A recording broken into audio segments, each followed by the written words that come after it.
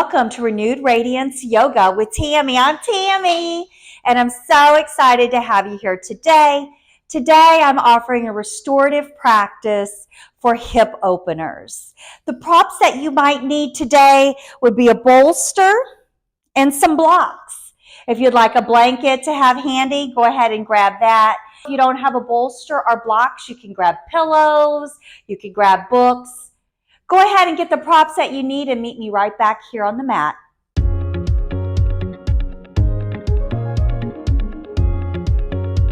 Welcome back. The first pose that we are going to start with is Child's Pose. Now remember, your body hasn't quite warmed up yet, so we want to start gently in this Child's Pose. I like to start with my knees to touch and my ankles to touch. If you are very flexible in your hips, you can start with your big toes to touch and open your knees wide. Whichever one feels right for you, have a block, bring it right next to you, and start to tiptoe your fingers out toward the top of your mat, drawing your hips towards your heels. Because this is our first pose of practice, I invite you to grab your block and bring your forehead down onto your block, reaching your fingers out toward the top of your mat. Keep in mind that our restorative practice is a gentle, slow practice. We typically hold poses 2 to 3 minutes per pose. The purpose of restorative is to allow your body to relax into the poses, to release tension, to release any stored up emotions, maybe to start to clear your chakras. So continue to draw your hips toward your heels. During a restorative practice, I invite you, if it feels comfortable, to close your eyes or lower your gaze. It's definitely yogi's choice. If you have your knees and your ankles to touch and you feel like you're ready to extend them out, then walk your hands a little bit closer. Bring your big toes to touch, open your knees, and bring your forehead back to your block. Take a deep breath in through your nose. Open your mouth wide. Exhale. Release any stale energy. Continue to breathe. So we want to work today in opening up our hips. Start to rock your forehead from side to side, releasing any tension you may have brought to the mat today. And then walk your hands back by your shoulders, pushing your chest off of the earth or your forehead off of your block. Gently bring your knees and you're underneath your hips and your hands underneath your shoulders. Move your block out of your way. Inhale, look up toward the ceiling. Virgo Mukha Asana, cow face pose. Push your hips a little bit higher. Allow your belly button to hammock down. Exhale, round your spine. Tuck your tail. Push your shoulder blades high to the sky. Grounding your fingertips into the mat. Your gaze towards your belly button. Inhale. Reach your gaze up toward the sky, feeling a tug from your belly button to your chin, opening your collarbones, opening your hips. Cow face pose. Exhale, round your spine. Push the energy that you have in your arms down to your fingertips, reaching your shoulders high. Squeeze your belly button. Keep squeezing that last bit of stale air out. For cat pose. Return back to neutral. And then draw your right hip towards your right heel and start to make big, juicy circles here. You might hear some snap, crackling, and popping, and that's okay. That means we are warming up. Doesn't matter how fast, doesn't matter how slow. When you reach your heels again, take a deep breath and reverse your circle going the opposite direction. If this is uncomfortable on your knees at any time during this practice, you can find a blanket and draw it underneath your knees to give them more protection. Return back to neutral tabletop. For our next pose, I'm going to turn the long side of my mat so that you can see the pose, but you are not necessarily needing to do that.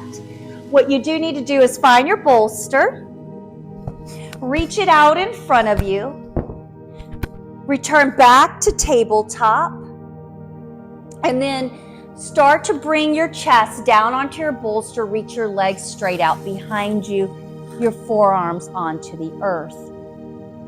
Once you get yourself situated, bend your right knee, bringing your knee in line with your hip. Flex your right foot, reaching it up, eventually bringing your ankle in line with your knee. Don't worry if you can't get it there now, that's okay. This is a frog pose. It's a very deep hip stretch. We're doing a half frog today. So start to draw your head down toward your bolster. If you'd like to bring the bolster closer, you can always bring a block on top of the bolster to bring it closer. Allow your chest to relax and come all the way down, giving your hip an opportunity to open here. Keep your right foot flexed to protect your knee. Keep your leg engaged. Allow your left leg to be long and just allow it to be. Release any tension you may have in your hands, in your forearms, and in your shoulders. If putting your forehead directly on the bolster doesn't feel good for you, you can always draw one ear or the other onto your bolster. Drawing fresh oxygen toward your hip as it's doing a lot of work here.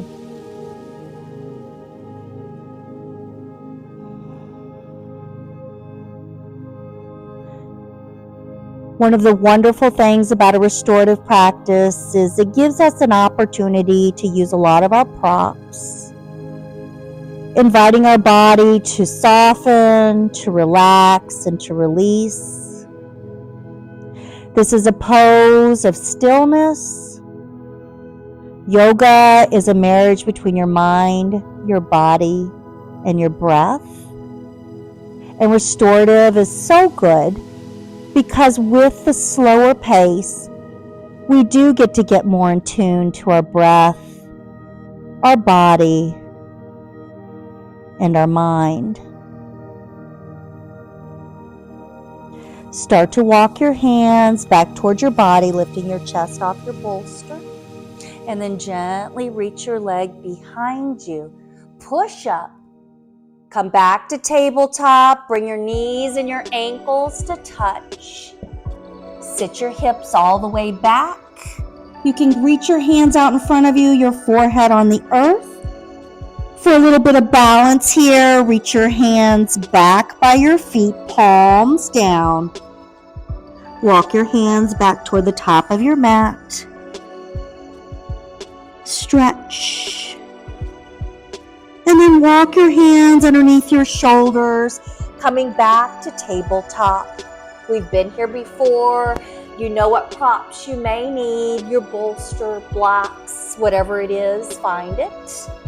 Draw your bolster underneath your chest. Start to walk your hands out, bringing your chest down onto your bolster, your legs out behind you. Bend your left knee, bringing it in line with your waist. Flex your left foot, eventually bringing your left ankle in line with your knee.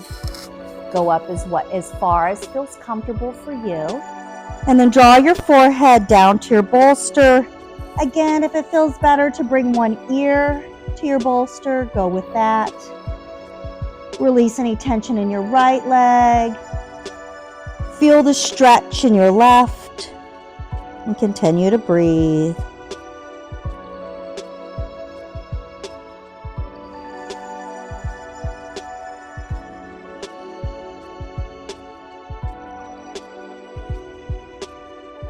We do have a tendency to store emotions in our hips, good, negative, tears, laughter.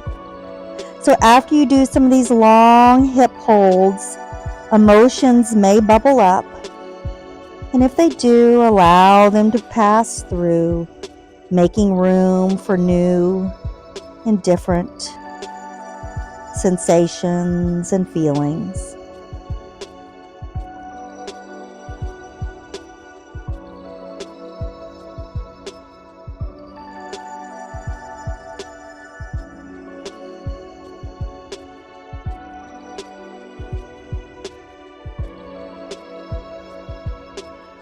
Start to walk your hands back towards your body, pushing yourself off of your bolster, reaching your right leg behind you. Be gentle. Come up onto your knees. Remove your bolster out of your way, and then lay all the way down, bringing your forehead onto the mat. You can even stack your hands, making a pillow for your forehead. Take a deep breath in through your nose. Open your mouth wide. Exhale. Keep breathing long, luxurious breaths.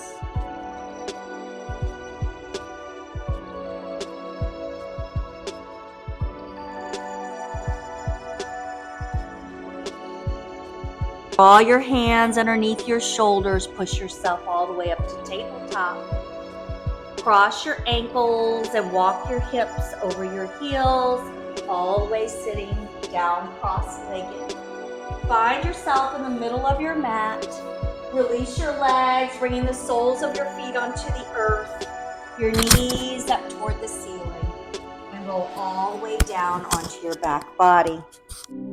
Ground your hands down into the earth. Lift your left leg high to the sky. Flex your left foot. Pull your belly button in. Bend your left knee, bringing your left ankle to your right thigh for figure 4. For deeper stretch, you can even walk your right heel closer to your hip. Play with it. Find the right location for you. Flexing your left foot to protect your knee. You can close your eyes or lower your gaze right here. For a deeper stretch, you can take both hands, wrap them around your right thigh.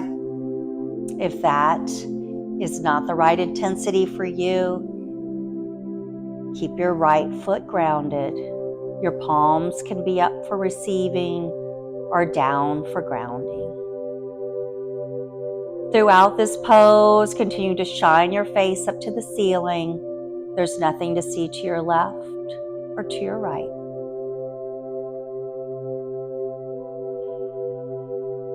Another variation is you can take your left hand and draw it to the inside of your left knee and gently press.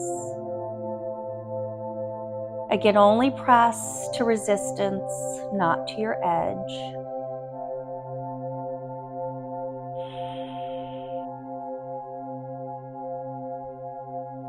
If your foot is lifted, ground your right foot back down onto the earth. Your hands down to the earth. Reach your left leg high to the sky. Circle your foot clockwise. Circle your foot counterclockwise. And then draw the sole of your right foot down, your left foot down to the earth. Inhale, lift your right leg high to the sky. Bend your right knee, bringing your right ankle to your left thigh. Flex your foot here, remembering one side of your body may feel different than the other. You can stay right here. You can thread your hands around your thigh. You can always keep your foot on the ground using your right hand on your right knee. Whatever variation works for you is the correct variation.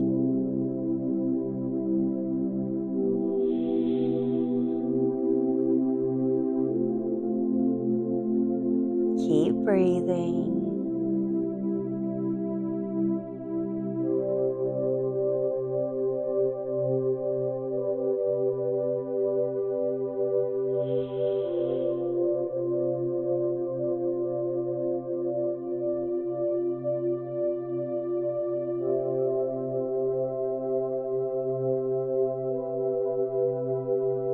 If you have your right foot lifted, bring it back down to the earth. Remove your hands back to your mat or to the earth, palms down. Reach your right leg high to the sky, circling your foot clockwise and counterclockwise. And then bring both feet down to the earth, knees up toward the ceiling. Our next pose is Ananda Balasana. Reach your feet up to the ceiling and grab the outsides of your feet, your ankles, or your thighs. Bend your knees towards your armpits and bring your tailbone down to the earth, your chin gently towards your chest. This particular pose, we're really working to bring our tailbone down. If that requires your legs to be longer, keep them long, using the strength of your arms to pull your knees towards your armpits. Once again, continuing to shine your gaze up to the ceiling. You can rock your body from side to side to release any tension you may have in your spine and in your hips. Take a deep breath in through your nose. Exhale. Draw your tailbone a little closer to the earth. Then release your hands, drawing your knees into your chest. Wrap your arms around your knees and rock your body from side to side. Return to stillness.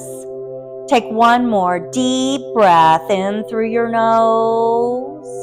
Open your mouth wide. Exhale. Release your feet to the edges of your mat, your arms wherever they may land. I invite you to stay here in Savasana as long as feels right for you. I will be leaving you for this practice. I do look forward to seeing you again. Thank you so much for coming today. Namaste.